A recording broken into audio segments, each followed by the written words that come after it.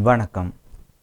மன்னார் மறை மாவட்டத்தின் மடுமாதா தொலைக்காட்சியின் செய்திகளுக்காக கலையகத்தில் ஜெபனேசன் அனஸ்டன். விரிவான செய்திகளுக்கு முன்பதாக முதலில் தலைப்புச் செய்திகள்.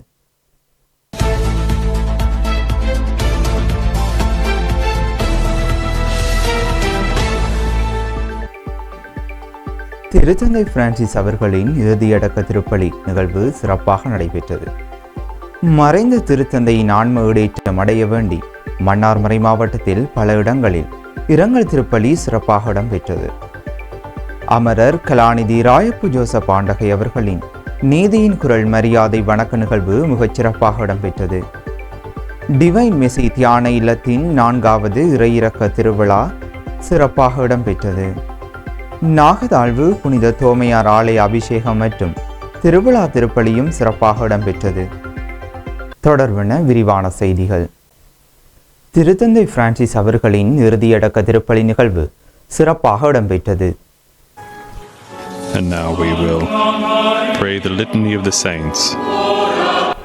கத்தோலிக்க திரு அவையின் 266வது பாப்பரசரான பிரான்சிஸ் அவர்கள் இறைப்பதமடைந்ததை அடுத்து அவரின் இறுதிச் சடங்குகள் 26/4/2025 சனிக்கிழமை ரோம் உள்ளூர் நேரம் காலை 10 மணியளவில், இலங்கை நேரம் பிற்பகல் 1:30 மணியளவில் வத்திக்கான் தூய பேதுரு பெருங்கோவில் வளாகத்தில் திருத்தந்தை பிரான்சிஸ் அவர்களின் இறுதியடக்க திருப்பலி கர்தினால் ஜோவானி பத்திஸ்தாரை அவர்கள் தலைமையில் இடம்பெற்றது.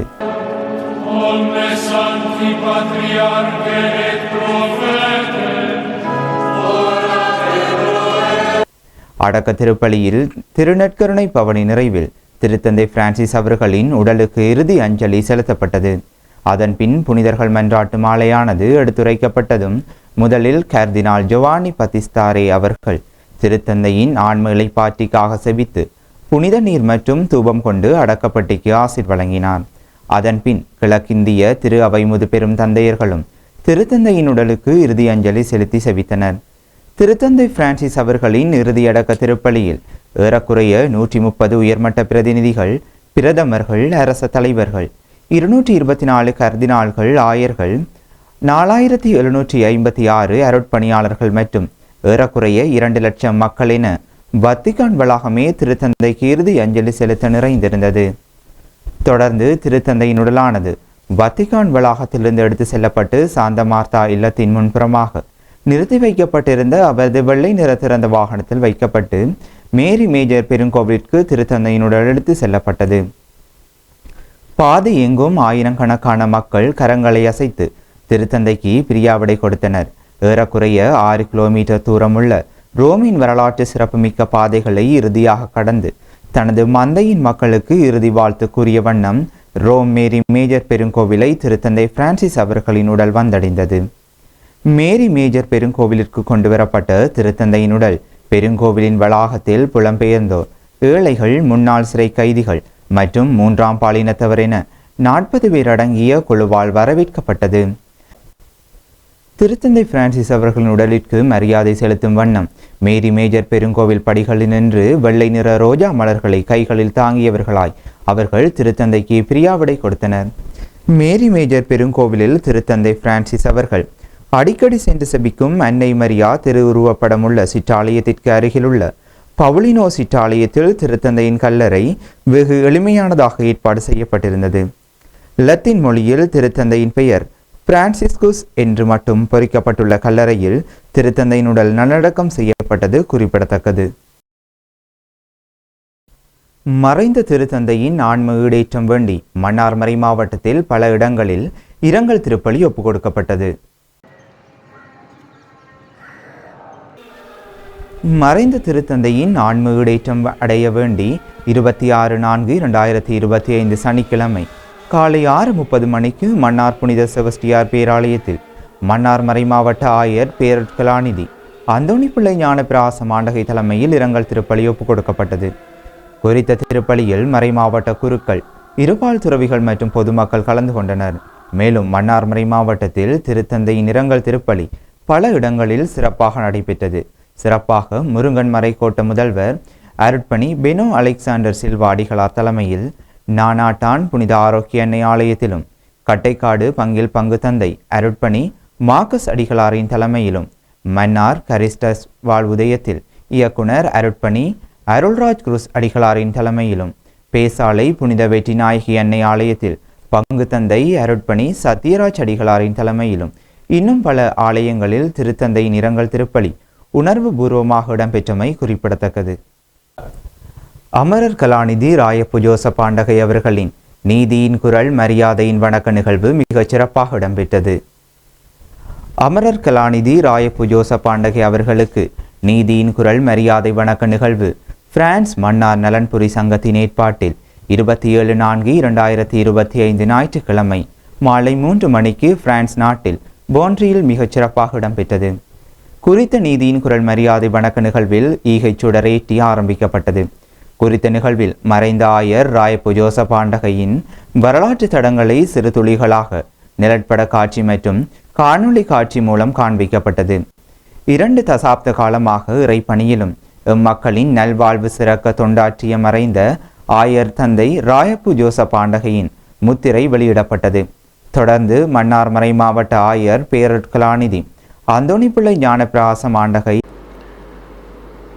பிரான்சில் உள்ள மன்னார் நலன்புரி சங்கம் முன்னெடுத்து நடத்துகின்ற நீதியின் குரல் மரியாதை வணக்கம் என்ற இந்த அமரர் மேதகு ஆயர் ராயப்பு ஜோசப் ஆண்டகை அவர்களின் இந்த நிகழ்விற்கு மேதகு ஆயர் ராயப்பு ஜோசப் ஆண்டகையை பற்றி ஒரு சில வார்த்தைகள் கூறுவதிலே பெருமையடைகின்றேன். மன்னார் மறைமாவட்டத்தின் ஓய்வு நிலை ஆயர் மேதகு ராயப்பு ஜோசப்பு ஆண்டகை அவர்கள் 1/4/2021 வியாழக்கிழமை அன்று தனது 80வது வயதில் இறைப்பதமடைந்தார். 1992 அக்டோபர் மாதம் 20 மன்னார் மறைமாவட்டத்தின் 2வது ஆயராக நியமனம் பெற்றார். 2015 சுகவீனம் அடையும் வரை 23 வருடங்களை தனது ஆயத்துவ பணியில் செலவிட்டிருந்தார். 2017 அக்டோபர் மாதம் 20 இவர் ஆயர் பணியில் 25 ஆண்டுகளை நிறைவு செய்து வெள்ளி விழா கொண்டாடினார். அமரர் மேதகு ராயப்பு ஜோசப் ஆண்டகை மறை மாவட்டம் சார்ந்த பணிகளை இறைவனுக்கும் மனிதனுக்கும் உகந்த வகையிலே செவ்வனே செய்த ஒரு ஆயர்.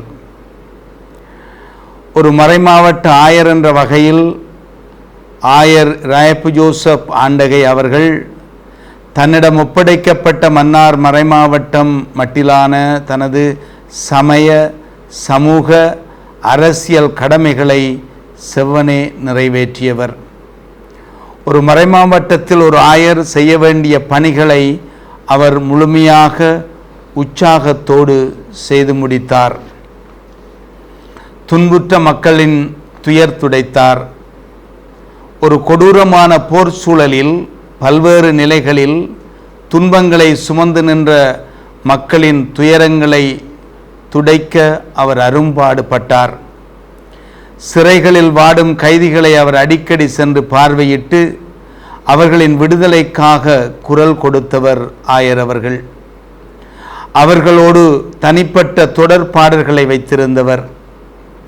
காணாமலாக்கப்பட்டவர்கள் சார்பாக நின்று அவர்களை கண்டுபிடிக்க அல்லது அதற்கு மேலாக அவர்களின் கதியை வெளிக்கொணர ஓயாது உழைத்தவர்.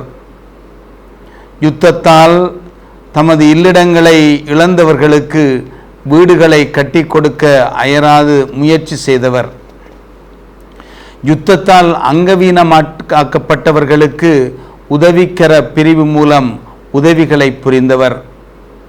இவர்களில் புனர்வாழ்வுக்காக பாடுபட்டவர். யுத்தத்தாலும் சுனாமியாலும் பெற்றோரை இழந்து ஆதரவற்று நின்ற பெண் குழந்தைகளுக்கு சிறார்களுக்கு வவுனியாவில் ஒரு இல்லிடம் அமைத்து அவர்களை பராமரித்து வந்தார் அதே போன்று மன்னாரிலும் ஆண் சிறார்களுக்கு ஓர் இல்லிடத்தை அமைத்து பராமரித்து வந்த பெருமை இவருக்கே சாரும். ஆயர் அவர்கள் தன்னுடைய பணிக்காலத்திலே, அந்த யுத்த காலத்திலே தாக்குதல் அனர்த்தங்களின் போது களத்திற்கு தானே விரைந்து சென்றார். விமான குண்டு தாக்குதல்கள், எறிகணை தாக்குதல்கள், கன்னிவெடி தாக்குதல்கள் என எப்படியான அனர்த்தங்கள் இடம்பெற்றாலும் பாதிக்கப்பட்ட மக்களை காப்பாற்ற முதல் ஆளாக களத்தில் நின்று பணிபுரிந்தவர் எம்முடைய அமரர் ராயப்பு ஜோசப் ஆண்டகை அவர்கள். இவர் குரலற்ற மக்களின் குரலாக ஒலித்தவர். ஈழத்தமிழர் வரலாற்றில் என்றுமே இல்லாத கொடிய போர் சூழல் நிலவிய பொழுது ஆயர் அவர்கள் இந்த குரலற்ற மக்களின் குரலாக துணிந்து நின்று குரல் கொடுத்தவர். உண்மைகளை எடுத்து காட்டிய ஒரு மாமனிதன். நீதியை வலியுறுத்திய அவருடைய குரல் உள்நாட்டிலும் சர்வதேசத்திலும் ஓங்கி ஒலித்தது. இவர் உயிராபத்துக்கள் மத்தியிலும் துணிவோடு செயற்பட்ட ஒரு ஆயர். ஆயர் ஜோசப் ஆண்டகை இயல்பாகவே இறைவாக்கினருக்குரிய துணிவையும் அவர்களுக்குரிய அந்த பொறுப்பையும் ஆற்றலையும் பணி ஆர்வத்தையும் பெற்றிருந்தார். அவர் அனைத்து தரப்பினரோடும் இணைந்து செயற்பட்டு தமிழ் மக்களுக்கு உரிய உரிமையை பெற்றுக் கொடுப்பதில் அயராது ஆவலோடு சோர்வின்றி இறுதி மட்டும் உழைத்த ஒரு ஆயர் மேதகு ஆயர் ராயப்பு ஜோசப்பு ஆண்டகை அவர்கள். பல்வேறு தரப்பினரதும் விமர்சனத்திற்கு உள்ளாகிய பொழுதும் அத்தனை விமர்சனங்களையும் துணிவோடு எதிர்கொண்ட ஒரு ஆயராக இருக்கின்றார். மக்கள் மீதும் இனத்தின் மீதும் அவர் கொண்டிருந்த ஆர்வமும் இந்த கத்தோலிக்க மக்கள் மீது அவர் கொண்டிருந்த கத்தோலிக்க விசுவாசத்தின் வெளிப்பாடும் அவருக்கு துணிவையும் ஆற்றலையும் கொடுத்தது. ஆண்டவரால் தேர்ந்தெடுக்கப்பட்ட இந்த மேதகு ஆயர் ஜோசப்பு ஆண்டகை ஆண்டவருடைய அருளை நிறைவாக பெற்றவராக பல்வேறு தரப்பினருடைய விமர்சனங்களையும் நீதியோடும் நேர்மையோடும் துணிவோடும் எதிர்கொண்டு மக்களுக்கு நிறை வாழ்வை வழங்க வேண்டும், உரிமை வாழ்வை வழங்க வேண்டும் என்ற இயேசுவின் பாணியிலே செயற்பட்ட ஒரு மனிதர். ஆகவே இந்த ஈழத்து கத்தோலிக்க திருச்சபை, இன்னும் குறிப்பாக ஈழத்து திருச்சபையின் பணியாளர்கள் ஆயர் அவர்களுடைய அடிச்சுவடுகளை பின்பற்ற விளைய வேண்டும் என்று நாம் எதிர்பார்க்கின்றோம். காலத்தின் தேவைக்கு ஏற்ப துணிவோடும் உறுதியோடும் செயலாற்ற நாம் அழைக்கப்பட்டிருக்கின்றோம். ஆயர் ஜோசப்பு ஆண்டகையின் வாழ்வும் பணிகளும் இன்றைய நாளைய இனி வருகின்ற காலத்து திருச்சபைக்கு சவாலாக, விழிப்புணர்வாக, உந்துதலாக அமைய வேண்டும் என்று ஆசித்து விடைபெறுகின்றேன். நன்றி. திருகோணமலை மறைமாவட்ட ஆயர் நோயல் இம்மானுவேல் ஆண்டகை மற்றும் ஜாழ் மறைமாவட்ட குறுமுதல்வர் அருட்பணி ஜோசப்தாஸ் ஜெபரட்னம் அடிகளார் ஆகியோரினால் மறைந்த ஆயத்தந்தையின் பணி தொடர்பான அனுபவ பகிர்வு காணொளியாக காண்பிக்கப்பட்டது. மேலும் குறித்த நீதியின் குரல் மரியாதை வணக்க நிகழ்வில் போன்றி மாநகரின் மேஜர் மத குருமார்கள் மற்றும் பொதுமக்கள் கலந்து கொண்டனர். மேலும் அழைக்கப்பட்ட விருந்தினர்களுக்கு வெளியிடப்பட்ட மறைந்த ஆயத்தந்தை ராயப்பு ஜோசப் ஆண்டகையின் முத்திரை வழங்கப்பட்டமை குறிப்பிடத்தக்கது. டிவைன் மெசி தியான இல்லத்தின் 4வது இறையிறக்க நற்செய்தி பெருவிழா மிகச்சிறப்பாக இடம்பெற்றது. கள்ளியக்கட்டைக்காடு டிவைன் மெசி தியான இல்லத்தின் 4வது இறையிறக்க நற்செய்தி பெருவிழா 27/4/2025 ஞாயிற்றுக்கிழமை மாலை 5 மணிக்கு மன்னார் மறைமாவட்ட ஆயர் பேரற்கலாநிதி அந்தோணிப்பிள்ளை ஞானப்பிராசம் ஆண்டகை அவர்களின் தலைமையில் பல குருக்களின் கூட்டுணைவில் மிகச்சிறப்பாக இடம்பெற்றது. திருவிழா திருப்பலியை தொடர்ந்து இறையிறக்க வழிபாடும் நற்கருணை வழிபாடும் மிகச் சிறப்பாக இடம்பெற்றது.